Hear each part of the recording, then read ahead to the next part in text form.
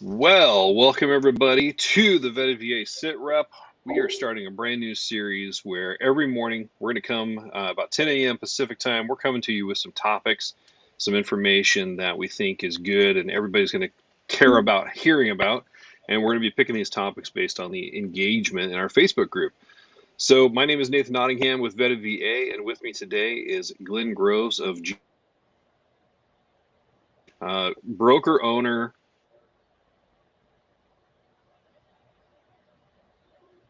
He Uh-oh. just kind of hated me when it came down to the testing. I mean, that's about right? It wasn't that bad. It wasn't that bad. No. But I enjoyed our conversations and the Yes. and a little bit of the questioning on there. But hey, Glenn, thanks for being here. We want to talk a little bit about the topic of the day. But first, why don't you tell us more about yourself than that little brief intro I gave you? Yeah, sure. So I'm located in Northern California. Again, I do apologize if my sound isn't that great. I'm in a brand new home office here. But I'm in Northern California. I'm in Sonoma County. My company is licensed here in California, Texas, and Colorado. I've been in the business, this will be my 11th year, but I grew up around the industry. I got my notary when I was 18. My mother, who's my business partner, has been in the industry now for 26 years. Yeah, no, we love. I'm a veteran myself, Marine Corps vet, and that's been a great connection because I know I can speak the same language, right? So Yeah. Well, I appreciate you being here. And so, one of the things too that I'll just mention is most of our vetted professionals who go through the testing, they go through the accountability, they're holding themselves and their teams accountable. They're broken into squads, and those squads run on, we have 8 squads, and every day our Facebook group is moderated by a squad. And you are one of the squad leaders for Foxtrot. Today is Mhm. your day. You guys are on and watching this. And actually, this weekend we just broke 29,000 members in this group, which is remarkable that our engagement is as high as it is, and there's so many active members on a regular basis. So I appreciate what you do on outside of running your business. Every 8 days, you're on here engaging and answering questions above and beyond. So the topic that I want to cover today became a hot topic over the weekend, and it's about HOAs, the Yes. Homeowners Association. There was some negativity around it. I see a lot of negativity around it, Yeah. which is understandable, and we're going to talk about that. But let's flip the script real quick and talk about the positivity. Why is an HOA possibly a good thing? Why do a lot of cities, when a developer is coming in to break ground on a multi-property unit or parcel of land, they're going to bring in houses? Why do the cities require HOAs to be in place?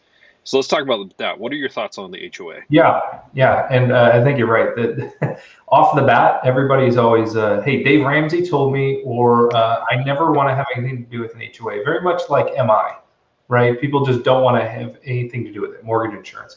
So the good things about an HOA.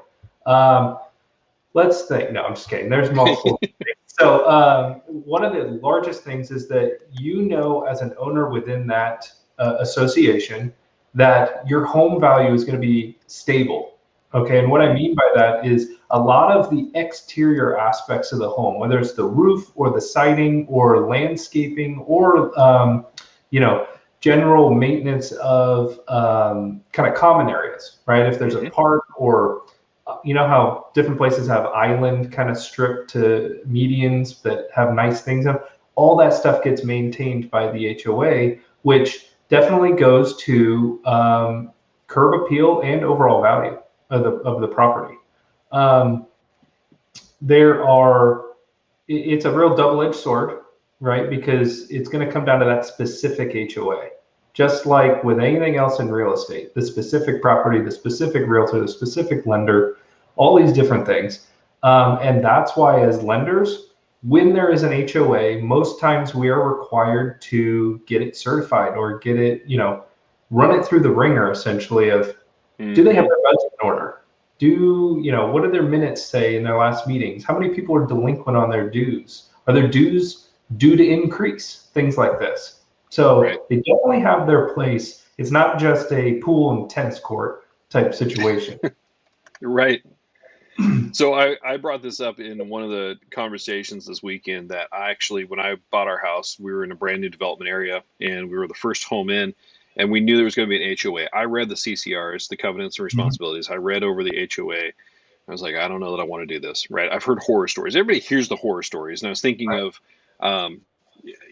all those different TV shows that are broadcast, and they have the busybodies who are running around. They're part of HOA clubs and whatnot.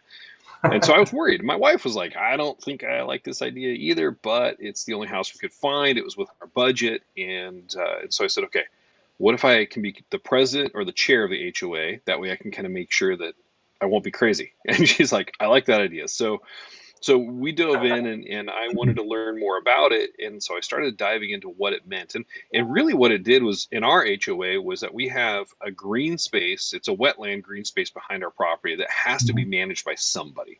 And it belonged to the owner of the land parcel. And so the city said, the HOA has to make sure this is maintained because it's part of our green space initiative here in the city.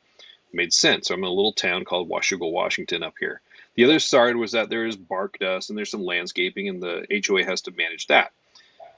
There's nothing else. Really, it kept it kind of quiet and kind of low. So our HOA fees are very low. But there are some HOA configurations in the CCR that say no permanent signs can be outside the property, right? I can't just install a new metal sign. I can put up political signs. I could put up holiday signs, but it has to last for no longer than 60 days. That's actually a really important thing. When I looked at my property value and where we're at, I didn't want somebody just to put up, business signs. You couldn't run a business out of your house until the HOA got together because of COVID, and we just passed a little oversight that basically said, look, we're going to allow businesses run out of your house as long as they're.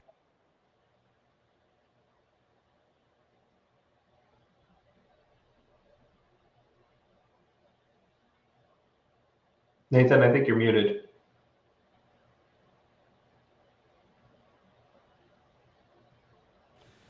I had some mic trouble. Can you still hear me? Yep.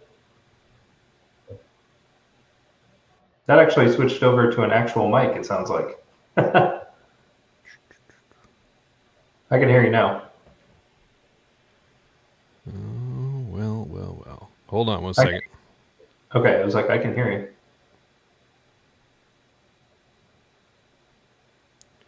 Looks like I was on a roll and I lost my microphone. Am I back? Yeah, you're back. Okay. Awesome. Now I can't hear anything myself. All right. Let's go. Yeah. Let's keep going. So, talking about the HOA and what happens. Man, I'm just having terrible issues now. Hold on one second. I'm going to be right back to you. Boom, boom. How's that? We're good? Yeah. Okay, cool. Sorry about that. So the HOA actually allows us to control what's happening there and what was happening as far as the resale value, and that basically our neighbors can't go out and just paint their house a crazy color. That would actually be maybe an eyesore to people. So there's rules about colors. And I grew up around in a neighborhood where a house decided to paint their house Pepto-Bismol pink. And I'll tell you, that was really hard on this. I was going to say, pink is always the one that we're like, so I can't do pink? Or you can't do pink. Pink's a no-go. So those are the good things about HOAs. And I will say, when it comes down to, we had a tree that was about to fall on some people in the back, and the HOA covered the cost. Our HOA dues like $220 a year, so it's real low because we're just, landscape maintenance.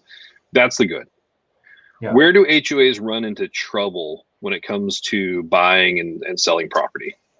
Well, the problems that we've seen is usually a poorly managed HOA. It starts from the top of that leadership, and whether it's from the biggest issues we've seen is deferred maintenance, right? If you have a complex, whether this is an attached condominium, an attached planned unit development, or even detached, you can really run afoul when there's, I saw one, for instance, where the dues were maybe $250 a month, which wasn't unheard of for the type of property. But when you read the meeting minutes, it was due to go up to $375 within 6 months because they had like a $500,000 or $1 million stucco project. They needed to do all the units they were all cracking and stuff like that. And we found it. And the realtor we were working with found it for our buyer. And subsequently they were like, well, good thing we saw that landmine coming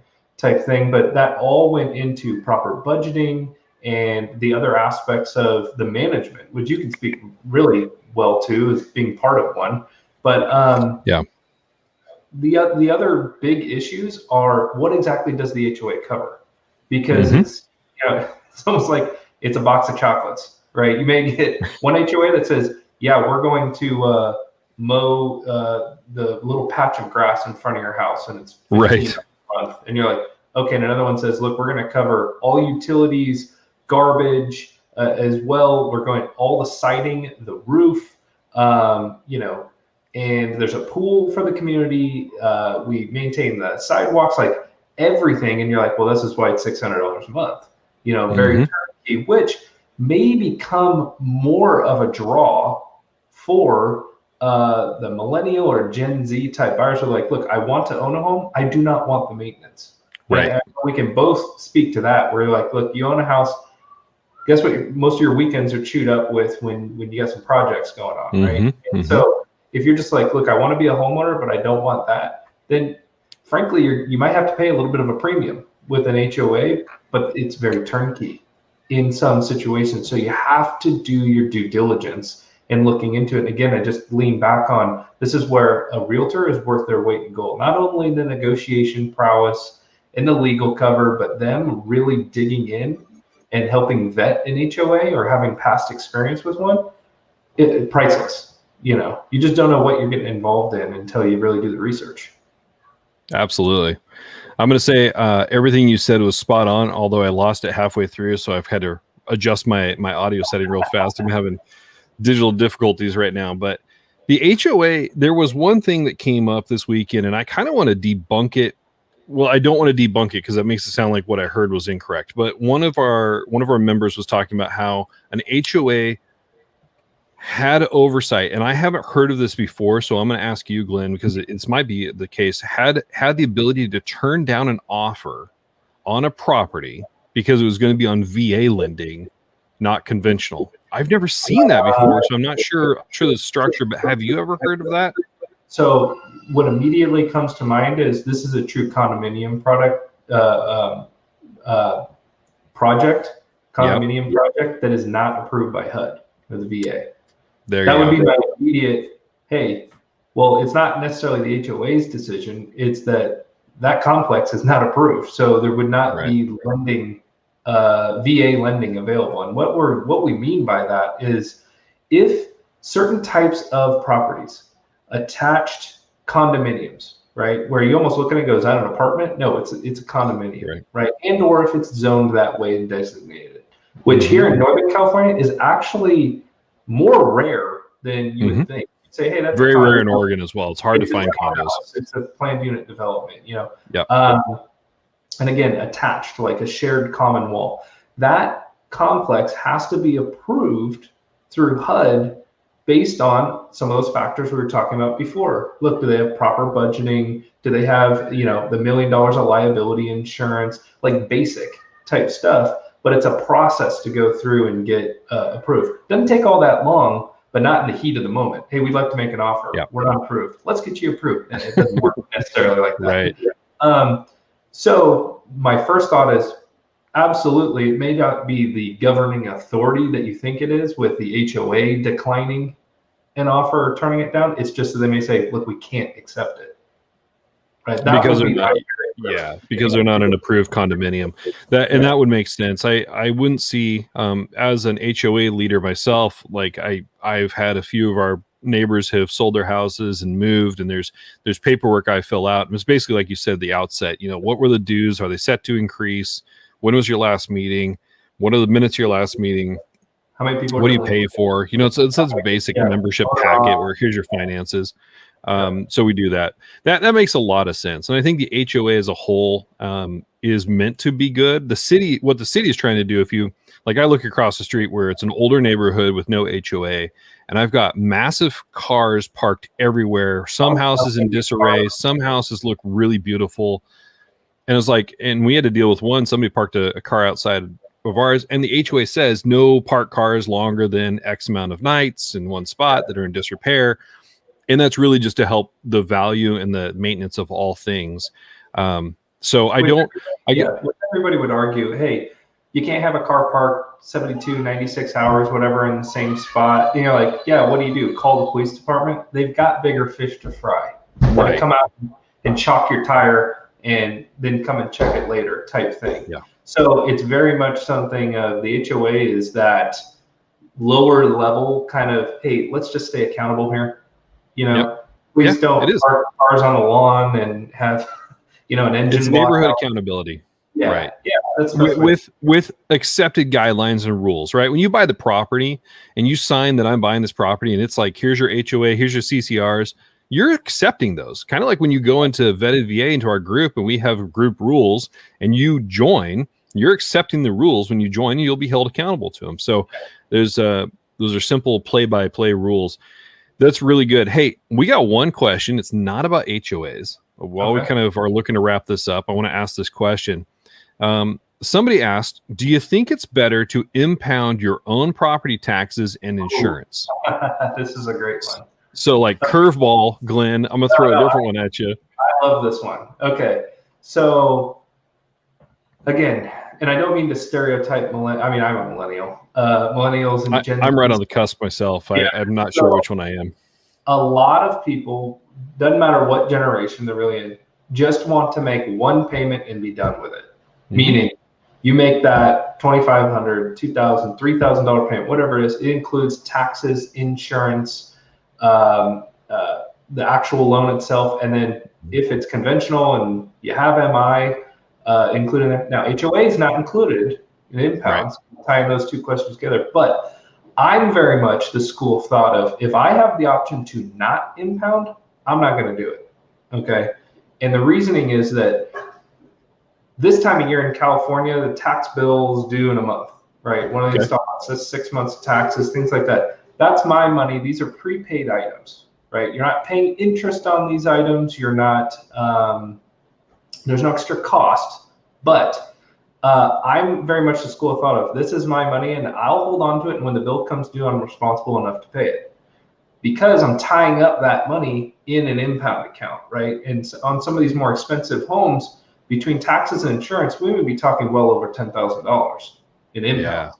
Yeah. Okay, so I look at it and go, look, I know that money's going to come due. I know when it comes due in April and in December, but why am I going to give it to a lender, which frankly is one of the weakest links of the entire mortgage process, is the servicing of an impound account, which is a whole nother topic to go over. But I'm very much, I'll hold on to the money. It's my money. And when the bill comes due, I can pay it. Now, that means I need to be budgeting properly, right? Saving 4, 5, 6, 800, whatever it is, a month into a separate savings account. But my monthly mortgage payment is much lower because it's only the principal and interest, right? So a lot of people, I explain to them and they go, yeah, I think we still just want to make one payment. I go, great. So we're going to need an extra $4,000, $6,000, $8,000 up front to front load that account then. Oh, well, they're just changed the dynamic. And I look at it and go, look, it's the same amount of money one way or another. Right. Do you want to pay it now or do you just want to kick the can down the road? Because you're going to pay it one way or another. And with VA, it's not a VA requirement to impound your taxes and insurance. Most lenders require it. One of the biggest ones that a lot of us use in here, United Wholesale Mortgage, does not require you to impound. I've had my VA loan with them before. You do not have to impound your taxes and insurance. Most all of the lenders say, look, yes, we want you to impound them. Biggest reason, what's the number one lien on title? Right. Taxes.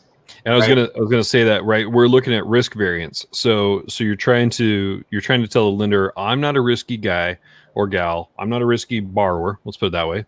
And when I do that, now a tax lien can, by legal standing, take first position above and beyond a lender. Yeah. And that's the risk, right? That's why a lender's like, I don't want anybody to take the first lien position on that property. Therefore, to offset that, I'm going to make you impound your taxes unless you have so much loan to value, so much like equity in our loan process.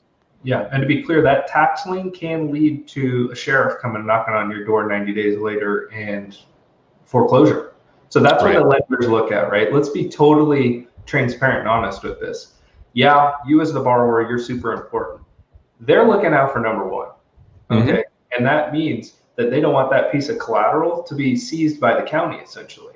So oftentimes, even if somebody doesn't impound, and the tax bill goes into default, they will pay it. And then they'll come after you as the borrower because they go, look, you had this $3,000 bill. It was going to cause huge issues. We paid it. Now you owe us like $3,500. And you're kind of looking to go, hey, I was told I just had to make one monthly payment or what, so just be very careful whether you're impounding or not, that you understand the flow and the mechanics of how that works, It's not just hey, my payment's lower because I'm not impounding. Great, you go. That money still has to get paid. Yes, and you still, and there's one thing I saw. Somebody said, "Well, I don't get the tax benefit if I'm impounding my payments into the lender." Well, actually, you still do. You still get that tax bill in your name. Yeah. The lender just sends the check on your behalf. Yeah. And I'll tell you what, I would only pass impounds at this point if I was getting such a high interest rate on that savings where that few $1,000s a year would actually garner me more money. Right. But when you're looking at total savings percentage rates right now, I don't understand why I'd even want to. Yeah, my biggest reason for not wanting to do it is the logistics and administration with a lot of these servicing companies. These are not the lenders necessarily that we're brokering loans to. It's who they're selling the servicing rights to. Yep. Right? Because they don't catch up that a tax bill got reassessed or something changed. They issue a refund check, then you're short. It just creates a real headache for what was supposed to be an easy, let me make one monthly payment type situation. It's really a pain. But yeah. Oh, the only other thing about impounds too, and this isn't all that common anymore, but different lenders will incur a loan level price adjustment if you opt to not impound, meaning your interest rate may not change, but just get a little bit more expensive, like an eighth or something like that, which, I mean, on my average size loan amount, that may be a $400, $500 one-time charge to opt not to impound taxes and insurance. For a lot of people, they may say that puts them over the edge. They're like, yeah, let them keep the money. The benefit there is not far outweighed by the risk. So yeah, keeping it the problem there. And just so you know, impounded taxes and insurance is actually covered by RESPA. So RESPA section, I want to say section 5, but I may be off that one. That's the Real Estate Settlement Protection Act. So there's actually governance over what they can do with the money and how much they can actually keep. It's no more than 2 months of you're in escrow, and they're always doing an audit. So that does cause part of the problem, though. It causes part of the problem. Well, I would just say, because let's just chase this rabbit down the hole real quick. Is in California, your taxes are assessed based on the purchase price. That's Prop 13 that was passed in the 70s, right? Well, if you're buying a house from somebody that bought in the 90s or something, their tax base is much lower than yours. Oh. Okay. So when you buy the home, you sign something that's called a preliminary change of ownership, which essentially is notifying the county that, hey, there's been a change in ownership. This needs to be reassessed. But it doesn't take place until July of every year. They don't catch them until every July. Oh. Okay. So you go buy a place in August or something, and we establish the impound account correctly based on your new purchase price of $700,000. I know people are chuckling about that, but $700,000, and the tax base was set when that person bought the home for $250,000. Right. You're going to get to the end of the year, the servicer is going to go, whoa, we have like $5,000 too much in this account based on the tax bill we can see. Issue them a refund. Issue that, but we cannot legally hold this much money in the account. Right. Borrower receives a refund, doesn't tell anybody. If you get a check in the mail, tell somebody. Okay. They don't tell anybody. They go spend it on Christmas, paying off credit cards, something like that. Come back around to April when the next tax bill, or July when they reassess, and they say, hey, so new bill's out. We're short like $5,000 or $7,000. We need to increase your payment. Right. To make up the money a month, and they're kind of like, what happened? You're like, what'd you do with the money? That's what the money was for. The money was there. It got messed up in the logistics. So believe me, every year. Hey, I got this in Every the mail. Do not look. Just cash it and hold on to it. It's like, yeah, you gotta hold it in a secure account. Don't touch it. Yeah, so absolutely. just a nightmare. That's You know what? Didn't know that about California. Up here in Washington, it's a little different, but I appreciate that. So yes, word to the wise: if you ever get a reimbursement check from your lender, always call your loan officer and say, "What just happened? I got cash. This is weird. They shouldn't be paying me to live in my house." Yeah. All right. Well, man, we started with the HOA. I think the big takeaway there is there's good to an HOA. There's potential drawback to an HOA. And I will say my own personal goal is in my next property not to be in a land area with an HOA. I want to kind of have that freedom. I like that, to have that freedom. You know, I want to put an actual fountain in my yard because I like water features. I can't do it with my current HOA. It's a status symbol. Yeah. It's a status symbol. That's right. I like to see the raccoons and the blue heron come in and try to eat my goldfish. But those, so there are drawbacks and takeaways. I appreciate you, Glenn. Thanks for being on our first episode of the VA Sitrep, and looking forward to many more of these. I think tomorrow we're going to be talking about buyer preparedness. Ooh. And again, we'll be Golf Squad is on watch. Awesome. Thank you for having me. Thanks, man. We will see y'all later. Make sure to tag the replay and watch below. And any questions, Glenn and I'll tag Glenn on this post so we can come back in and answer questions throughout the day. So take care, everybody. Thanks, guys.